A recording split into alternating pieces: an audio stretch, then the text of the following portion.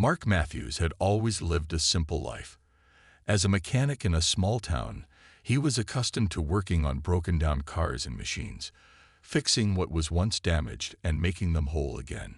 His life wasn't exciting, but it was peaceful. He didn't need much to be happy, just the quiet rhythm of his work and the comfort of his routine. That was until Alira walked into his life. It was an ordinary afternoon, just like any other. Mark had just finished working on a car engine, wiping his hands clean when a figure entered his garage. The figure was unlike anything he had ever seen before. She stood about 5.5 feet tall, with translucent skin that shimmered in the sunlight filtering through the garage's open door. Her features were humanoid but delicate, and her dark purple eyes had an almost otherworldly glow to them. Alira was an alien from a species called the Travaxians, and she had arrived on Earth not long ago. The alien world where she came from had been destroyed in a war, and she was one of the few survivors. Most of her people had perished, and she was now alone on a foreign planet, far from her home. She had left behind everything she had ever known: her culture, her family, and her world, just to survive. Mark looked up from his work, slightly startled by her sudden appearance. He had heard of aliens, of course. News stories about them had filled the media for months when the first contact was made. But this, meeting an alien face-to-face, this was something completely new to him. "Can I help you?" Mark asked, wiping his hands on a rag. Alira gave him a small, hesitant smile. She spoke in a voice that was smooth, yet a little unsure. "I hope so. My name is Alira. I've heard you help people, humans, and others. I need your assistance." Mark was quiet for a moment, trying to process the situation. He wasn't sure what to expect, but he certainly wasn't prepared for a request from an alien. "I'm not sure what I can do for you," he said, still feeling a little unsure of himself. Alira's expression grew more serious. She took a deep breath, as if gathering her courage. "I've come to ask something personal, something I never thought I'd have to ask anyone. She paused, her eyes looking away for a moment as if searching for the right words. "I need help with my child." Mark blinked, surprised by her words. "Your child?" Alira nodded. "Yes. I'm a widow. My partner was taken from me in the war, and now I am left to raise my son alone. He's struggling. He's only young, but he's been asking for something I'm not sure how to provide. He's been asking for a father." Mark could feel the weight of her words, and the vulnerability in her voice struck him. It was a strange situation, but there was something about Alira that made him feel like he couldn't turn her away. He had never been a father himself. He wasn't even sure he was cut out to be one. But this wasn't about him, was it? It was about her son, an orphan who had no one else. "What does he need?" Mark asked, his voice softer now. Alira hesitated, clearly struggling to express herself. "He needs someone to look up to, someone to guide him. Someone human." She looked at Mark, her eyes searching his face. "He's become attached to you in a way I didn't expect. You helped a traveler once, an alien, like me, and he heard about it. He believes that you can show him what it means to be a father." Mark felt a lump form in his throat. This was a lot to take in. A father. He didn't know the first thing about raising a child, let alone an alien child. But the look in Alira's eyes told him that she wasn't asking for charity. She was asking for help, for a chance to give her son a life that wasn't filled with pain and uncertainty. "I don't know if I can do that," Mark said, feeling the weight of her request settle on his shoulders. "I'm just a mechanic. I've never been a father to anyone. I'm not sure I'm the right person for this." Alira's shoulders sagged a little, disappointment flickering in her eyes. But then her gaze softened, and she spoke again, her voice gentler this time. "I don't expect perfection. I just want to try to give my son a sense of stability. He's been through so much. I know he's been asking for something, and I'm afraid that if he doesn't have it, he'll lose himself." Mark stood there in silence, his mind racing. He wasn't sure what he was getting himself into, but there was something about Alira's plea that pulled at him. He knew what it was like to lose someone. He had lost his own family years ago, but he also knew the value of connection, of having someone who cared for you when everything else seemed uncertain. "I'll think about it," Mark said finally, his voice firming with a sense of resolution he hadn't expected. "But I can't promise anything." Alira's eyes lit up, a flicker of hope crossing her face. "That's all I ask," she said softly. "I just need you to try. For Zeril." "Zeril," Mark repeated, raising an eyebrow. Alira smiled. "My son. His name is Zeril." Mark nodded, feeling the weight of the decision already on his shoulders. It was a strange request, one he never would have expected in a million years. But something about Alira's vulnerability, and Zeril's need, made him want to help. Mark spent the next few days in a daze, his mind replaying Alira's words over and over again. He kept asking himself the same question: what am I getting myself into? He had always kept to himself, never getting too involved with anyone, never stepping outside the boundaries of his quiet life. But now, here he was, being asked to step into the role of a father figure to an alien child. The idea felt foreign, strange, and, if he was being honest, more than a little frightening. What if I fail? Mark wondered as he sat on the worn leather couch in his living room one evening. He ran a hand through his hair, looking at the blank TV screen in front of him, but his mind was far away. It was hard for him to imagine being a father, let alone to someone who wasn't even human. He had never been around kids much, and his own upbringing had been far from perfect. His parents had died when he was young, and he had never truly had a strong father figure in his life. His memories were filled with moments of feeling lost and alone, trying to figure things out on his own. Perhaps that was why the thought of taking on such a responsibility felt so heavy. How could he be what Zeril needed when he had never had anyone to guide him? Still, he couldn't shake the image of Alira's face when she had asked him for help. The desperation in her eyes had been enough to make him want to help her, despite his doubts. She was an outsider here on Earth, just like her son. They didn't have anyone else. Mark was the closest thing to a chance at hope for them. And that feeling weighed on him. The next day, Mark decided it was time to meet Zeril. Alira had invited him to come to her home, where she and her son had been living since arriving on Earth. Mark had never been to her place before, and he felt a little anxious as he drove to her apartment, wondering what the boy would be like. When he arrived, Alira greeted him at the door, her usual calm smile greeting him. She was dressed in simple clothes, a mix of alien fabrics and human attire, which she had been adapting to in her efforts to blend in.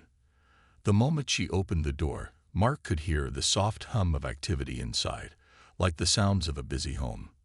Zeril was in the corner of the living room, his small figure hunched over an assortment of mechanical parts, clearly trying to assemble something.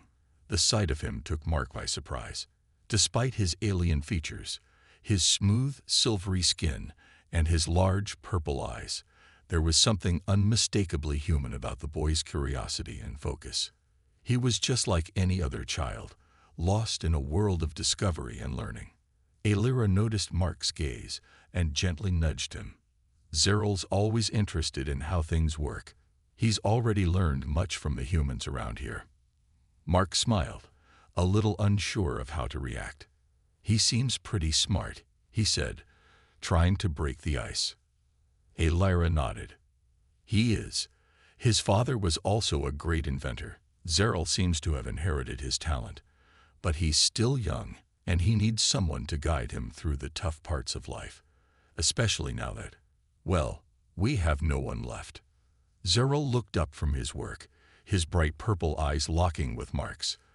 The child blinked, then hesitantly stood up, walking toward him with a shy smile on his face. "You're the one who can fix things, right?" he asked in a quiet voice, his alien accent a little hard to place. Mark blinked, taken aback by the question. He didn't know how to answer at first. The way Zeril looked at him, with such hope and trust, made his heart tighten. "Well, "I'm a mechanic," Mark replied, kneeling down to meet the boy's eye level. "I fix things, but I'm not sure I can fix everything." Zerl nodded seriously, as if considering this. Then he asked, "Can you fix a person too?" The question hit Mark like a punch to the gut. How could he explain that he didn't even know how to fix himself, let alone anyone else? How could he tell Zerl that he didn't feel like the person the boy needed? But something in the boy's expression, something so innocent and sincere, made Mark feel like he couldn't back out now. "I can try," Mark said finally, offering the boy a small smile. "I'll try my best." Zerl seemed pleased with that answer, though Mark could see the glint of sadness still lingering in his eyes. It was clear that the boy wanted something more than just help with machines. He wanted guidance, a connection. Mark had never felt so unprepared in his life, but he also felt a growing sense of responsibility. Alira smiled softly as she watched the interaction. She could see how Mark was struggling with the weight of her request, but she also saw the genuine effort he was putting in. She felt a glimmer of hope that maybe, just maybe, things could work out for them. Over the next few weeks, Mark began visiting Alira and Zerl regularly. At first, it was awkward. Mark wasn't sure how to interact with Zerl, and Zerl, still grieving the loss of his father, wasn't exactly eager to bond with the human man who had entered his life so suddenly. But as the days passed, something began to shift. Zerl's curiosity about Mark's work grew, and Mark, in turn, started teaching him about machines, tools, and how things worked in the human world. One afternoon, as they worked together on a small broken robot that Zerl had found, Mark saw a small spark of joy in the boy's eyes. It was brief, but it was there. Mark couldn't help but smile to himself. It wasn't much, but it was a start. A small crack in the wall Zerl had built around his heart. And for the first time, Mark felt like maybe, just maybe, he could do this. He wasn't sure what the future held, but one thing was clear. He wasn't walking away from this family. He had no idea how to be a father, but he was willing to try. For Zerl, and for Alira. The days that followed Mark's first meeting with Zerl and Alira were a mix of small victories and moments of doubt. At first, Mark wasn't sure what to expect.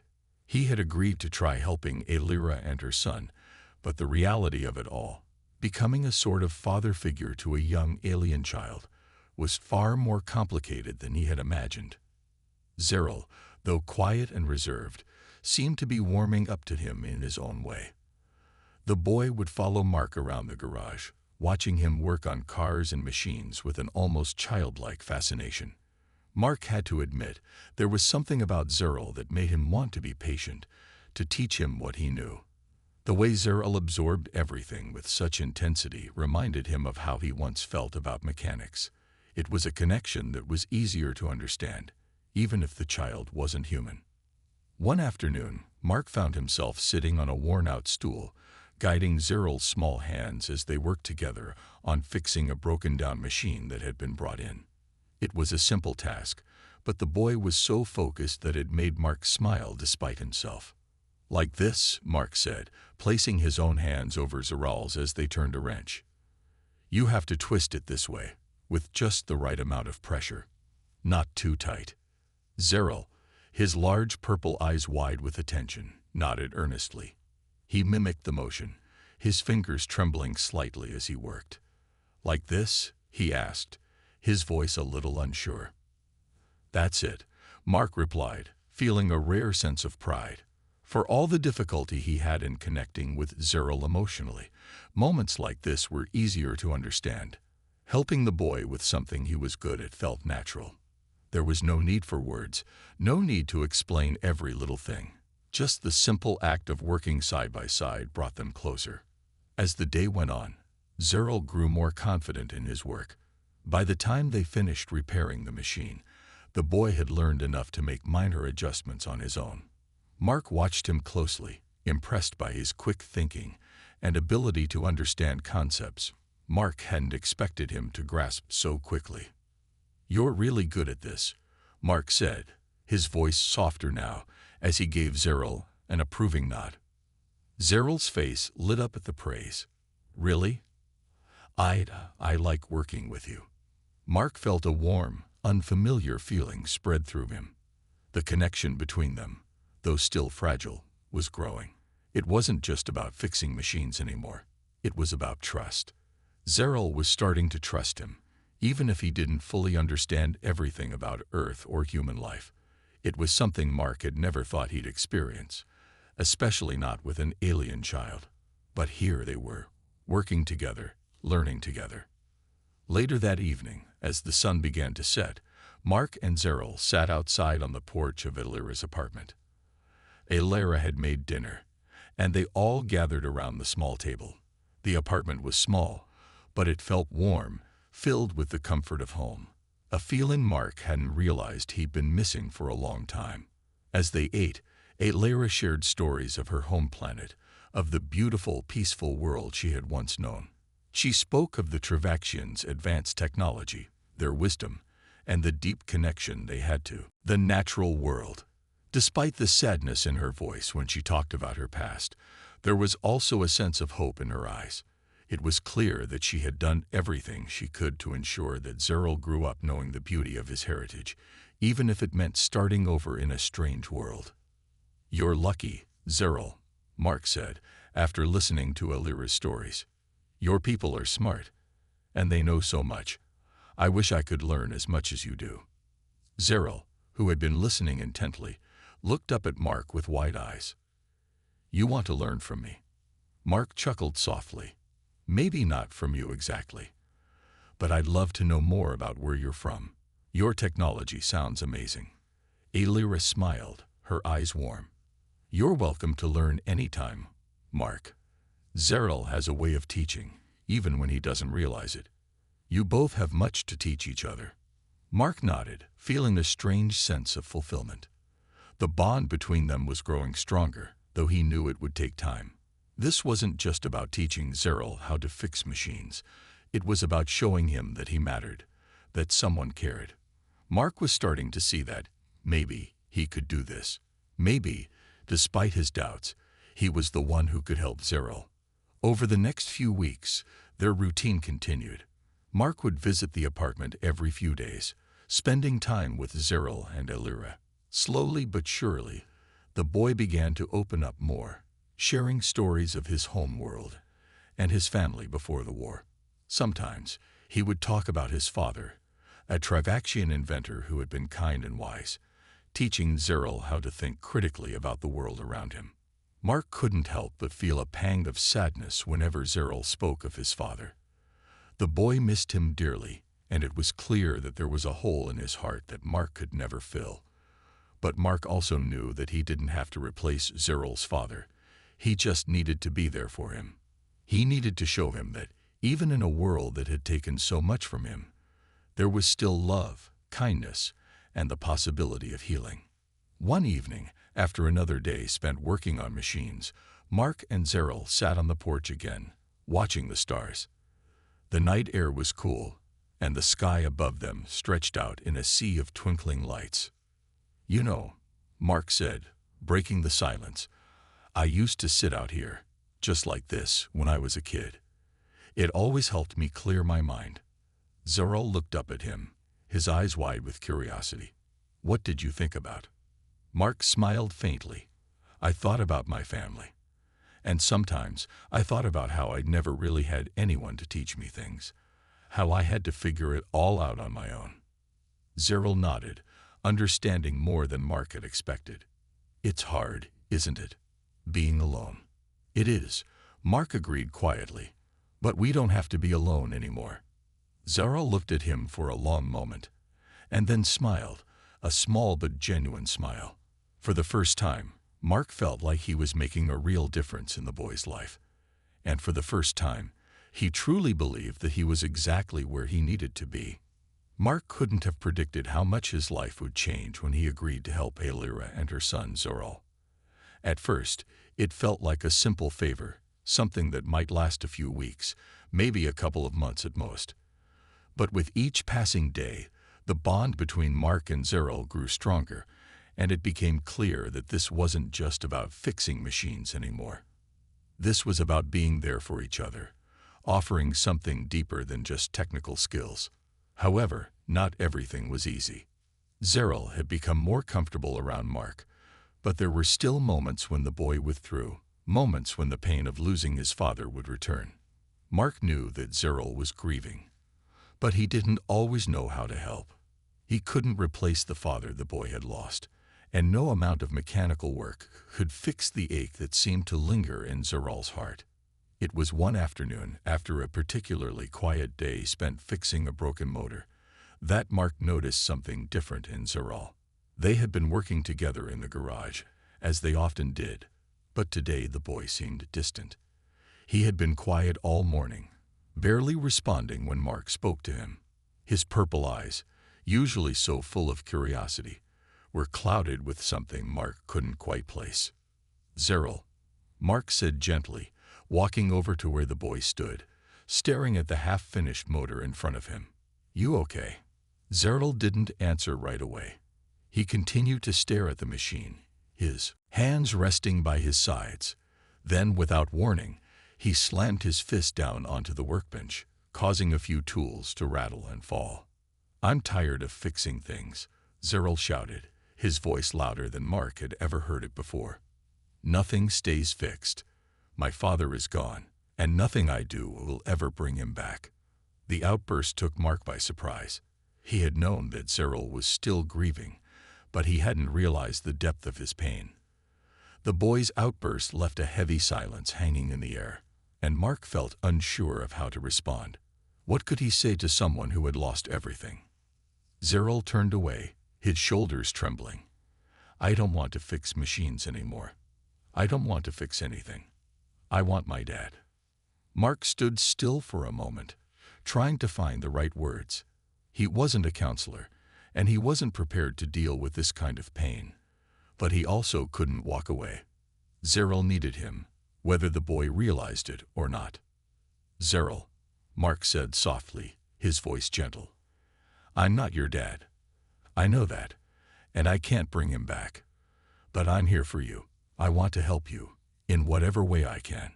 The boy didn't turn around, but Mark could see him nodding slightly, as though he was listening. Mark stepped closer, not sure if the boy would push him away, but feeling like it was the right thing to do. He placed a hand on Zeril's shoulder, a simple gesture that meant more than any words he could say. "I know it's hard," Mark continued, "but you're not alone. I'm here. Alira's here. We're all here for you." Zeril's voice was barely above a whisper. "I don't want anyone to feel sorry for me." Mark's heart ached at the boy's words. He wasn't sorry for Zeril, not in the way the boy seemed to think. It wasn't about pity. It was about being there, standing beside him while he navigated the pain. It was about showing Zeril that life could still have meaning, even after losing so much. "I'm not sorry for you, Zeril," Mark said firmly. "I'm not here to fix everything. But I am here to help you through it. We can figure this out together." For a long moment, the two of them stood there, the weight of the conversation heavy between them. Finally, Zeril turned around, his eyes still shining with unshed tears, but his expression softened just a little. Do you think I'll ever feel better?" Zeril asked, his voice small and vulnerable. Mark nodded slowly. "I don't know, but I think you will. It might take time. You've been through a lot, but you don't have to go through it alone." Zeril didn't say anything more, but Mark could see the slight change in the boy's posture, the way his shoulders relaxed just a little. It was a small shift, but it was progress. Mark felt a sense of relief wash over him. They weren't done yet, but maybe, just maybe, they were on the right path. The rest of the day passed quietly. Zeril didn't immediately go back to work on the machine, but he did sit down at the table with Mark, and the two of them shared a simple meal that Alira had prepared. The silence between them was comfortable, not awkward like it had been before. There was a new understanding between them, a sense of mutual respect and unspoken acknowledgement that things weren't perfect, but they were working through it together. Later that evening, after dinner, Mark and Elira sat outside on the porch, watching the stars. Zeril had retreated to his room, and although Mark knew the boy was still struggling, there was a sense of peace that had settled over the house. "You handled that well," Elira said softly, breaking the silence. Mark shrugged, not sure what to say. "I'm just trying to help. I don't know if I'm doing it right, though." "You're doing exactly what he needs," Elira said, her voice warm with gratitude. "Sometimes, the best thing you can do is just be there. He's not ready to open up completely yet, but you're giving him a safe space to do it when he's ready." Mark nodded slowly, absorbing her words. He hadn't been sure what he was doing, but he was starting to understand. It wasn't about fixing everything or pretending that things would be okay right away. It was about showing up, about being a constant presence, even when the pain didn't go away. The night stretched on, peaceful and quiet, but Mark couldn't help but feel that they had taken another step forward. It wasn't much, but it was something. And for the first time in a long while, Mark believed that maybe, just maybe, they were starting to heal. Days turned into weeks, and Mark's routine with Zeril and Elira continued. The bond between Mark and Zeril had deepened, though the young alien boy still carried the weight of his grief. It was evident in the quiet moments, when Zeril would look out the window, his gaze distant, or when he would hesitate before asking Mark a question. Mark had learned to give him space, allowing Zeril to open up on his own terms. Still, there were times when the boy would reach out for reassurance, as though silently asking if he was truly not alone. Mark didn't have all the answers. He wasn't a perfect role model, and he had no experience with raising a child, let alone one from another planet. But he was learning, and every day with Zeril felt like a new challenge and an unexpected gift. One afternoon, Elira asked Mark if he could take Zeril to the local park. She explained that Zeril hadn't left the apartment much since their arrival on Earth, and it might do him some good to get outside and experience a bit of the world. At first, Mark hesitated. He wasn't sure how Zeril would react. The boy had never shown much interest in leaving the safety of the apartment, but Elira's plea for him to try was hard to ignore. She knew that Zeril needed to start adjusting to his new life on Earth, and small steps like this could make all the difference. "Okay, I'll take him," Mark agreed, trying to sound more confident than he felt. "We'll go to the park, let him explore a bit." Zeril, who had been sitting quietly at the table, looked up at Mark with curiosity. "What is a park?" he asked, his voice soft. Mark smiled gently. "It's a place with grass, trees, and open space. People go there to relax, play, and enjoy nature. You'll like it." Zeril wasn't fully convinced, but he nodded. "Okay, I'll go." As they made their way to the park, Mark couldn't help but feel a little nervous. He had never really spent much time with kids in the past, and now he was taking an alien child to a public space. What if Zeril didn't understand the concept of a park? Or worse, what if he got overwhelmed by all the people and noise? But when they arrived, Mark was pleasantly surprised. Zeril's eyes widened as he took in the sights: the large green field, the children playing on the swings, and the people walking their dogs. It was a completely different world from the quiet apartment Zeril had grown used to. "Is it always like this?" Zeril asked, his voice full of wonder. "So many people." Mark chuckled. "Yeah, Earth can be crowded sometimes, but people need places like this to relax and enjoy the outdoors." Zeril slowly walked forward, his feet tentative on the soft grass. He looked down, fascinated by the way it felt under his feet. It was a small thing, but Mark could see how much it meant to the boy. Zeril was discovering a new world, one step at a time. They walked around the park for a while, and as they did, Mark found himself talking more than he usually did. He told Zeril about his own childhood, about the times he had spent playing outdoors, running around with his friends. He explained what it was like to grow up in a world that was full of people, full of things to experience. Zeril listened intently, absorbing everything like a sponge. Mark could tell that the boy was still struggling with the idea of Earth, but there were moments, small moments, when the wall of Zerl that built around himself started to crack.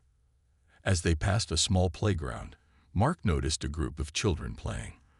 They were running around, laughing and shouting, carefree. Zerl stopped and watched them for a moment, his purple eyes filled with a mix of curiosity and uncertainty. "You want to join them?" Mark asked, nudging the boy gently. Zerl hesitated, his hands fidgeting nervously. "I don't know how to play like that," he admitted quietly. Mark thought for a moment. He wasn't sure how to help the boy feel more comfortable, but then he had an idea. "How about I show you? We can start slow." With that, Mark took Zerl over to a nearby bench and pointed to a set of swings. "I'll push you on the swing. You just need to sit down, hold on, and I'll take care of the rest." Zerl nodded, still unsure, but he trusted Mark. Slowly, he climbed onto the swing and held on tightly. Mark gently pushed him, and for a moment, nothing else mattered. The swing creaked as Zerl was lifted into the air, his eyes widening in surprise at the feeling of flying. Mark smiled, watching as Zerl started to enjoy himself. It was clear that the boy had never experienced anything like this before, but slowly, bit by bit, Zerl was beginning to understand how to let go and just enjoy the moment. The boy's laughter was soft at first, but it grew louder as Mark pushed him higher. "Higher," Zerl called out, his voice filled with joy. "Push me higher." Mark laughed and gave him a little more speed, enjoying the sight of Zerl's bright smile. It was such a simple thing. A swing, a few moments of joy. But it was exactly what Zerl needed. Mark realized that sometimes it wasn't about big gestures or grand speeches. It was about being present, about giving the other person the space to feel safe, to be themselves. After a while, they moved on to other areas of the park. Zerl tried out the slides, the seesaw, and even a small obstacle course. Mark was amazed at how quickly the boy was adapting. He wasn't fully free of his grief, but the park was a small victory, a sign that Zerl was beginning to heal, little by little. As the sun began to set, Mark and Zerl sat on a bench, watching the orange and pink hues of the sky. The park was quieter now, and most of the children had gone home. "You had fun today," Mark said, looking over at Zerl. Zerl smiled shyly, his eyes still bright with excitement. "I think I did. It was different, but good." Mark's heart swelled with pride. "I'm glad you liked it. Sometimes, different things can be fun." The two of them sat there for a while longer, the peaceful evening settling around them. Mark knew there was still a long way to go, but in that moment, he felt a sense of hope. Zerl was making progress, and so was he. It wasn't going to be easy, but they were in this together. And that, Mark realized, was all that mattered. The days passed, each one blending into the next. Mark had gotten used to the rhythm of his life with Elira and Zerl, and it was beginning to feel normal. The small victories, Zerl's first time riding a bike, or the way the boy had finally started to laugh again, made every challenge worth it. But despite the progress, Mark knew that they still had a long way to go. One evening, as the three of them sat around the dinner table, Elira suddenly looked at Mark with a serious expression. "Mark, there's something I need to talk to you about," she said, her voice soft but urgent. Mark looked up from his plate, concern filling his chest. "What's wrong?" Elira hesitated for a moment before speaking. "It's Zerl. He's been having nightmares. I think it's affecting him more than we realize. I've tried comforting him, but I can't always get through to him. I was hoping you might help." Mark's heart tightened.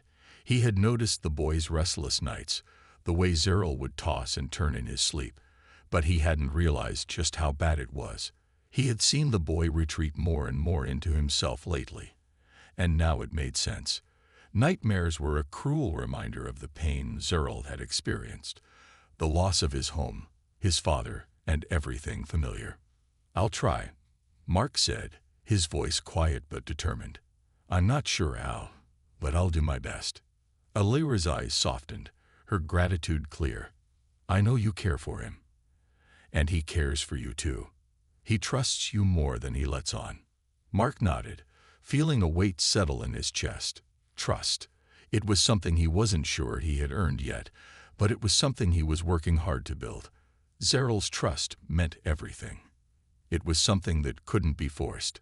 It had to come naturally, over time, and Mark was willing to wait, no matter how long it took. Later that evening, after Alira had gone to bed, Mark found himself sitting on the edge of Zeryl's bed, watching the boy as he struggled to sleep. Zeryl's breathing was shallow, and his small hands were clenched tightly around the blanket. Zeryl, Mark said gently, reaching out and placing a hand on the boy's shoulder.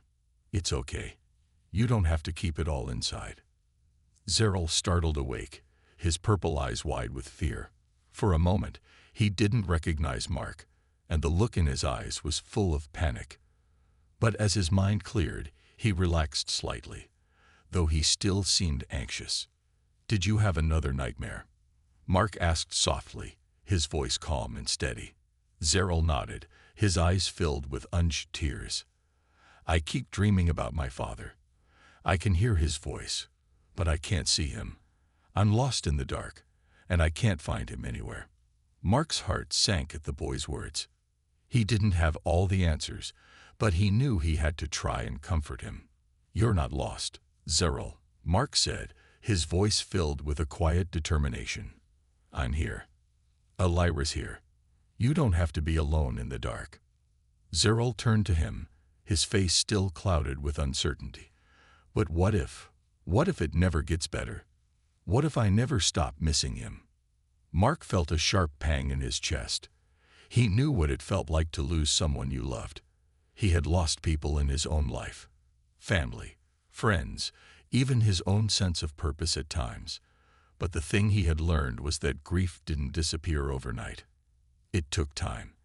And it took support. It will get better, Zeryl, Mark said softly, squeezing the boy's shoulder.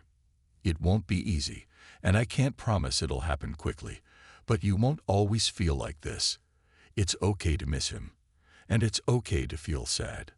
But you're not alone. We'll help you through this. Zeryl looked up at Mark, his expression still uncertain, but there was something in his eyes, something like hope, that hadn't been there before. Do you really mean that? Zeryl asked, his voice small and fragile. Mark nodded firmly. I do. I'm here for you, always. For the first time in weeks, Zeryl seemed to relax. His shoulders lowered, and his eyes softened just a little. He wasn't completely free of his fear, but in that moment, he seemed to believe Mark. The trust was growing, slowly but surely. I'll stay with you until you fall asleep, Mark said, his voice gentle. You're not alone. Zeryl nodded, a faint smile tugging at the corner of his lips. Okay, thank you. Mark stayed by the boy's side as he drifted off to sleep, watching over him as he finally found a bit of peace. It was a small victory, but it was one Mark cherished deeply. As the night settled in, Mark realized that he was becoming more than just a helper or a caretaker. He was becoming someone Zeryl could rely on, a presence in the boy's life who wasn't going anywhere. The next morning, when Zeryl woke up, there was a subtle change in him. He was quieter, more subdued than usual, but there was a calmness about him that hadn't been there before. It was as though, for the first time in a long while, he felt safe. Alira noticed the change immediately when she came into the kitchen. Is everything okay? She asked, concern in her voice. Mark smiled, feeling a sense of relief. He's doing better. He's starting to trust me. It's a small step, but it's a start. Alira looked at Mark with gratitude, her eyes shining with warmth. Thank you. I don't think I could have done this without you. Mark shrugged, feeling slightly embarrassed by the praise. I'm just doing what I can. But Alira knew that Mark had done more than just help. He had stepped into a role he never expected. And in doing so, he had earned Zeryl's trust. That was something neither of them would ever take for granted. Later that day, Mark and Zeryl spent more time together. this time working on a new project in the garage. It wasn't just about fixing machines anymore.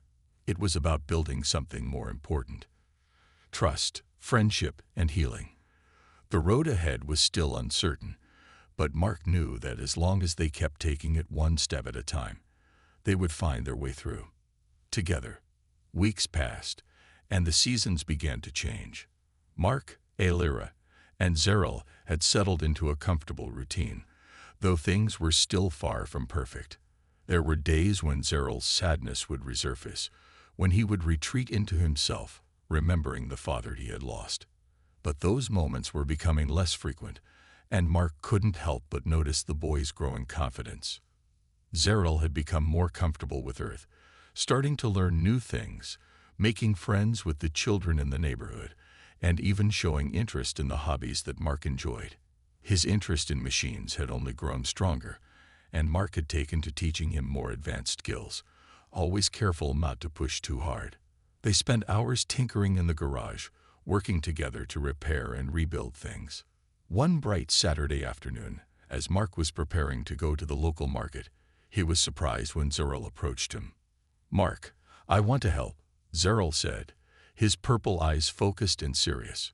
Mark smiled at the boy's determination. "Help with what?" Zeril gestured toward the car parked in the driveway. "I want to help you fix it. You taught me how to use tools, and I want to learn more. I think I can do it." Mark raised an eyebrow. It was the first time Zeril had shown this level of confidence in his abilities. While Mark had been impressed by the boy's mechanical skills, this was a big step. "You're sure?" Mark asked, his tone light but supportive. "It's a big job." "Unsure," Zeril replied firmly. "I want to learn. I want to be useful." Mark couldn't help but feel proud. This was a breakthrough. Zeril had gone from feeling lost and uncertain to wanting to contribute in a meaningful way. It was a sign that the boy was starting to see himself as more than just someone who needed help. He was becoming someone who could offer help in return. "All right then," Mark said, clapping Zeril on the back. "Let's get started." Together, they spent the afternoon working on the car. Zeril listened closely to Mark's instructions, his hand steady as he worked with the tools. He was determined, and there was a focus in his movements that told Mark he was ready to take on more responsibility.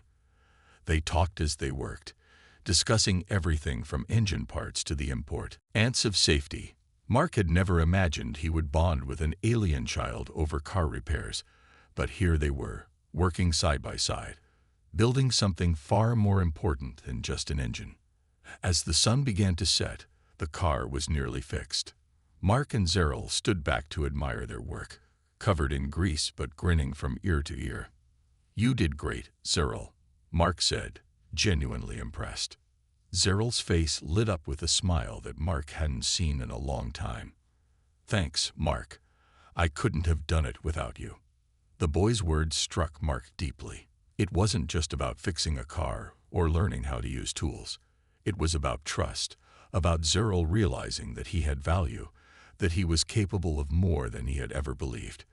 And it was about Mark realizing that this wasn't just about teaching Zeril how to fix things. It was about teaching him that he had a future, a place in this world. Later that evening, when they sat down for dinner, Ailira looked at Zeril with a soft smile. "I saw what you were working on today," she said. "I'm proud of you." Zeril looked down at his plate, his cheeks flushing slightly. "I'm proud of me too. I think I'm starting to get it." Ailira's eyes filled with warmth. "I've always known you could do great things, Zeril. You're stronger than you realize." Mark glanced at Ailira, their shared understanding of how far Zeril had come in such a short time. It hadn't been easy, and it wasn't always smooth, but they had all made it through the toughest days together. As the evening wore on, Ailira asked Mark if he would join her on the porch for a moment. They needed to talk. Outside, under the soft glow of the porch light, Ailira turned to Mark, her expression serious but filled with gratitude. "I don't think I've ever truly thanked you," she said quietly. "For everything. For being there for Zeril when he needed someone, and for being a constant in both our lives. I don't think I can ever express how much it means to me." Mark shifted uncomfortably but smiled at her. "You don't need to thank me. It's just what friends do." Elira nodded. "I know. But sometimes words aren't enough. I want you to know that if you ever need anything, I'm here for you too." Mark met her gaze, his heart warmed by her words. He had never expected to find someone like Elira on this journey. She wasn't just a companion to Zeril. She was someone who had become important to him too. They had both come from different worlds, yet here they were, a strange family of sorts, bound by something stronger than just obligation. By care, by support, and by the quiet understanding that they were all healing in their own way. "I appreciate that," Mark said, his voice sincere. "And I want you to know that I'm not going anywhere. I've got your back. Both of you." Elira smiled, her eyes softening. "We're lucky to have you, Mark." They stood there for a while, watching the stars above them. It was peaceful, the world quiet around them. In that moment, Mark couldn't help but think about how much had changed since they first met. What had started as an unexpected encounter had blossomed into something more, something he hadn't anticipated, but something he was grateful for every day. As the evening turned to night, they returned inside, where Zeril was already settling into bed. He was tired from the day's work, but there was a new light in his eyes. The boy was no longer just a lost child struggling to find his way in an unfamiliar world. He was a young person with a purpose, someone who had begun to realize his own strength. Mark smiled as he looked at Zeril, feeling a deep sense of pride. The road ahead would have its challenges, but Mark knew one thing for certain. They were no longer just surviving. They were building a new life together.